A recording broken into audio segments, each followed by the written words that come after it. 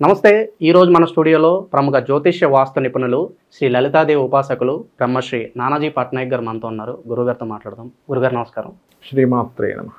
గురుగారు, శ్రీ విశ్వవసు నామ సంవత్సరంలో ధనుసు రాశి వారికి ఎలా ఉండబోతుంది? ఆదాయం, వ్యయం, రాజపూజ్యం, అవమానం, ఓవరాల్గా సంవత్సరం అంతా వీళ్ళకి ఎలా ఉండబోతుంది గురుగారు? చాలా చక్కగా అడిగారండి.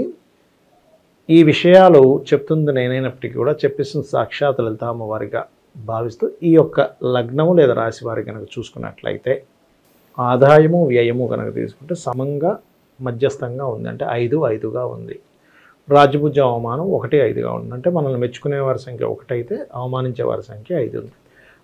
మరీ తక్కువగా ఉంది కదా, దీన్ని ఇలాగే మనం అనుభవించాలా, దీనికి మనం ఏదైనా చేయగలమా అంటే ఇక్కడ ఒక లక్కీ ఏంటంటే వీరికి గురువు దృష్టి లగ్నం మీద ఉంది, రాశి మీద ఉంది. ఎప్పుడైనా గురువు దృష్టి రాశి మీద ఉన్నప్పుడు ఏమవుతుందంటే వీళ్ళు చేసే ఏ ప్రయత్నమైనా ఫలిస్తుంది. గురుబలము అంటాం దాన్ని. సో ధనస్సుకి మిథునంలోకి గురువు మనకి మే 15 నుంచి ఎప్పుడైతే మిథునంలోకి మారుతాడో ఆయన దృష్టి ఖచ్చితంగా ఆయన రాశిని ఆయన చూసుకుంటాడు. కాబట్టి ఏంటంటే అయ్యో నాకు 5 సేమ్గా ఉందండి, మనకేం సేవింగ్స్ మిగలవా అని భయపడకుండా చక్కగా మీరు కనుక అంటే ఈ రాశి వారు ఎవరైనా ఈ లగ్నం కానీ రాశి కానీ చూసుకున్నవారు ఈ ధనాధిపతి గురురాశుల్లోకి వెళ్ళాడు కాబట్టి గురుగ్రహానికి శుక్రగ్రహానికి గనక దీపారాధన గనక చేస్తూ అందులో పర్టికులర్గా ఓం సంపత్కరీ సమారూఢ సింధుర వ్రజసేవితాయ నమః ఖచ్చితంగా వీళ్ళకి ఫలితం ఇస్తుంది. ఇక రాజ్యపూజ్యం అవమానం 1-5గా ఉందని చెప్పుకున్నాం. రాజ్యపూజ్యం పెరగాలి అంటే వీళ్ళకి ఎలాగో కేతువు మారుతున్నాడు. దశమంలో ఉండే కేతువు ఎప్పుడైతే మారుతున్నాడో వీళ్ళకి ఇంతకాలం నుంచి మీరు గమనించినట్లయితే దశమంలో కేతువు ఉన్నందుకు ఎప్పుడు ఉద్యోగంలో ఏదో ఒక విరక్తి, వైరాగ్యం, అబ్బా నాకేమీ సెట్ అవ్వట్లేదు అనుకునే స్థితి కాస్త మారుతుందండి వీళ్ళకి, మారుతుంది. రాజ్యపూజ్యం పెరగడానికి కూడా ఏంటంటే ఓం నమో నారాయణాయ అనే మంత్రం ఖచ్చితంగా రాజ్యపూజ్యాన్ని పెంచుతుంది. ఇక అవమానం తగ్గాలి అంటే కనుక వీళ్ళు నూనె ఉంటుంది, ఒక 1/2 లీటరో నువ్వుల నూనె, లేకపోతే మీ స్తోమత అంత లేదు, చాలా తక్కువ ఉన్నాయి డబ్బులు, ఒక 100 గ్రాములు 200 గ్రాములైనా శివాలయంలో కనుక తీసుకెళ్ళి ఇచ్చినట్లయితే దీనివల్ల 2 ఫలితాలు. ఒకటి అవమానం తగ్గుతుంది, రెండోది వీళ్ళకి అర్ధాష్టమ శని ప్రారంభమవుతుంది. ఇప్పుడు వీరికి అర్ధాష్టమ శని ప్రభావం కూడా తగ్గుతుంది. ఇక్కడ ఏమవుతుంటుందంటే ఎక్కడ అవమానాలు పడతారంటే ఒక మంచి సేవ చేసినా సరే నీకు డబ్బులు ఎక్కువైపోయి చేసావా అని అడుగుతాడు. ఏదో దురాశతో చేసావా అని చెప్పి చేసావా, నువ్వేదో ఎక్స్పెక్ట్ చేయకుండా నువ్వు ఈ పని చేయవులే. ఎలా ఉంటుందంటే అర్రే నేనేదో వాడు బాగుపడతాడని చెప్పి ఇదేంటి ఇలాంటివి జరుగుతుంటాయి అన్నమాట. అందుకని ఈ విషయంలో అనవసరంగా నెగిటివ్ ఫేమ్ వస్తుంది అని అనుకున్నప్పుడు కొంచెం సైలెంట్గా ఉండడం బెస్ట్ వీరు. అది అలాగే శని గురువులు రాహుకేతువుల మార్పు మీద ఆధారపడి ఉంటుంది. ఎప్పుడైనా సంవత్సర ఫలితాలు చూసుకుంటే శని 4లోకి వెళ్తున్నాడు. సో 4లోకి వెళ్ళినటువంటి శని పర్టికులర్గా ఏ కన్స్ట్రక్షన్స్ అయినా ఏమైనా స్టార్ట్ చేసేటప్పుడు 1-2 సార్లు ఫైనాన్షియల్ పరిస్థితి ఏమిటి, ఎందుకంటే 2వ అధిపతి 4లోకి వెళ్ళాడు.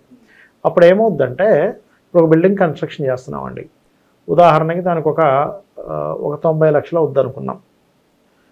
తీరా చూస్తే కన్స్ట్రక్షన్ అయ్యేసరికి 1,00,000, 1,20,000, 1,30,000, 1,30,000, 1,20,000, 1,50,000 అయిపోద్ది.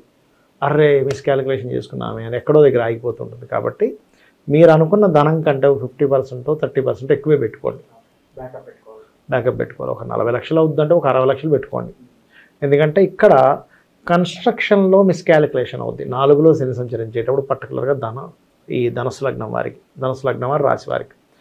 ఇంకోటి ఏంటంటే ఒక సబ్జెక్ట్ తీసుకుంటాం, నేను ఏదో చదువుతాను అని, ఆ గ్రూపు అబ్బా నాకు ఇది అనవసరంగా నేను తొందరపడి తీసుకున్నానే, జాయిన్ అయినాక అలా ఆ గ్రూప్ వాళ్ళకి నచ్చదు, మళ్ళీ గ్రూప్ మార్చుకోవాల్సి వస్తుంది. ఎందుకు జాయిన్ అయినా బాధపడుతుంది, జాయిన్ అయ్యలేనా, కష్టపడి చదవలేక సబ్జెక్ట్ అర్థం కాక గురువుని నిందిస్తూ సబ్జెక్టు ఇలాంటి సబ్జెక్టులు పెడతారేంటి, ఇట్లాంటివి వస్తుంటాయి.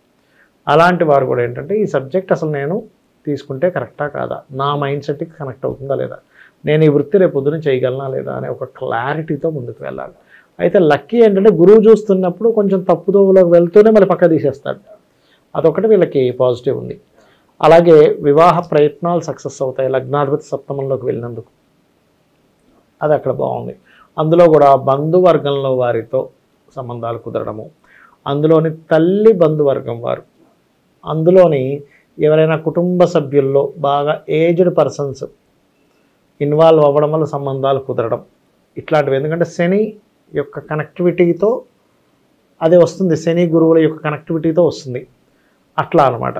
లేదా వ్యాపారస్తుల్లో ఫలానా వ్యాపారస్తుడు అరే మా అబ్బాయి ఉన్నాడండి అనడం వల్ల, ఎందుకంటే బుధరాశులు కదా, బంధువర్గం లేదా వ్యాపారస్తులు, ఏదో ఫంక్షన్కి వెళ్ళి బంధువర్గాలు అక్కడ వాళ్ళని చూడడం, అప్పటికప్పుడు సంబంధాలు కలవడం, లేకపోతే ఏదైనా పుణ్యక్షేత్రానికి వెళ్ళడం వల్ల, గురువు కదండి ఎంతైనా, అట్లా కలుస్తాయి అనమాట వీళ్ళకి.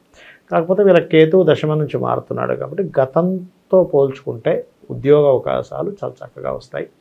దాని గురించి ఏమి టెన్షన్ పడాల్సిన నిరుద్యోగులు కూడా శుభవార్త ఉండదు. శుభవార్త ఖచ్చితంగా ఉంటుంది. పోతుందేమో అనుకునే ఉద్యోగం నిలబడడం, పోతుంది ఏమో నాకు ఇంకో ఉద్యోగం రాదేమో అనుకునేటువంటి వారికి ఉద్యోగం రావడం, ఇటువంటి ముఖ్యంగా మార్కెటింగ్ రంగాల్లో ఉండేటువంటి వారికి తొందరగా ఉద్యోగ అవకాశాలు వస్తాయి. ఇక ఆర్థిక స్థితిగతులు ఎలా ఉండబోతున్నాయి గురుగారు? అప్పుల ఊబిలో చాలా మంది చిక్కుకుపోయి ఉంటారు. మరి ఆర్థికంగా కాస్త బలపడడానికి ఎంతకాలం పట్టొచ్చు అంటారు? ఒకటేనండి, అప్పులు అసలు మెయిన్గా అప్పు అవ్వడానికి కారణం ఏంటంటే వీళ్ళకి మిస్క్యాలిక్యులేషన్. ఎంత డబ్బు వస్తుంది ఎంత ఖర్చు పెడుతున్నాం, ఈ క్యాలిక్యులేషన్ తప్పడానికి కారణం ఏంటంటే బుధుడు. ఈ క్యాలిక్యులేషన్ తప్పడం వల్ల బుధుడు పాడైన వాళ్ళకి అప్పులు అవుతాయి. మీరు గమనించండి, ఏ జాతకమైనా తీసుకుంటే బుధగ్రహం పాడైంది, అసలు నేను ఎంత అప్పు చేయాలి, నేను ఎంత తీర్చగలను క్యాలిక్యులేషన్ ఉండదు. ఏదో వస్తుంది, క్రెడిట్ కార్డు వాడేస్తున్నాం, నెల వచ్చేసరికి శాలరీ కంటే అక్కడ కట్టేది ఎక్కువ ఉంటుంది. అది మిస్క్యాలిక్యులేషన్. ఉంది కదా వాడేద్దాం తర్వాత చూస్తాం అనే భావనలో ఉంటాం. దీనికి ఏంటంటే శాస్త్రంలో ఏం చెప్పారంటే, దీనికి మీకున్న అప్పుని మంగళవారం తీర్చడం ప్రారంభించండి, ఖచ్చితంగా తీరిపోతుంది. ఒకటి. రెండవది, ఓం అపర్ణాయై నమః. ఎంత అప్పున్నా తీరుతుంది. మీరు అనొచ్చు అదేమిటంటే నేను ఈ మంత్రం చదివితే ఎందుకు తీరాలి. ఫస్ట్ ఆఫ్ ఆల్ ఏమవుతుందంటే, ఈ మంత్రంకి ఉన్న శక్తి ఏమిటి అంటే, మీకు ఫస్ట్ మెంటల్లీ ఒక క్యాలిక్యులేషన్ స్టార్ట్ అవుద్ది. ఓకే రైట్, ఇప్పుడు నేను ఈ పని చేస్తున్నాను, ఇక్కడ నాకు 30,000 వస్తుంది, నేను ఇంకా ఏమి అడిషనల్గా నేను ఏ వర్క్ చేస్తే ఇంకో 20,000 సంపాదించగలను.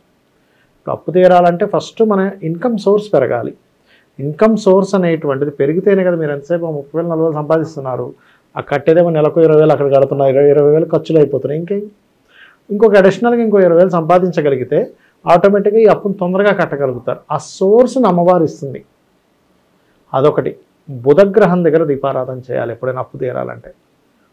దీంతోపాటు ఇప్పుడు అప్పు తీరాలంటే అప్పు తీర్చే సోర్స్ పెరిగింది, మీ క్యాలిక్యులేషన్స్ కరెక్ట్గా పనిచేస్తున్నాయి, ధనం రావాలి. ఓం సంపత్కరీ సమారూఢ సింధుర వ్రజ సేవితాయ నమః.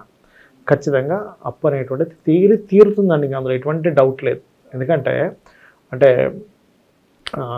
లెంత్ అవుతుందేమో వీడియో, కానీ ఒక చిన్న వృత్తాంతం ఉందండి, చెప్పండి, అందరూ తెలుసుకోవాలి. ఎందుకంటే ఒక బ్రాహ్మణుడు, ఒక అతను మంచి పండితుడు, ఆయన వాళ్ళ పూర్వీకులు చేసిన అప్పులు తీర్చుకుంటూ ఉండేవాడు పాపం. ఆ ఊరు వాళ్ళందరూ ఇంకా మా పూర్తప్పు ఎప్పుడు ఇస్తావు, ఎంతసేపు ఈ వడ్డీ అంటావు, ఆకుండా డబ్బులు ఇస్తున్నావు, ఇలా కాదని ఒక రోజు ఏం చేశారు, ఆయన ఇంటికి వెళ్ళారు. ఆయన ఇంటికి వెళ్ళి కూర్చున్నారు.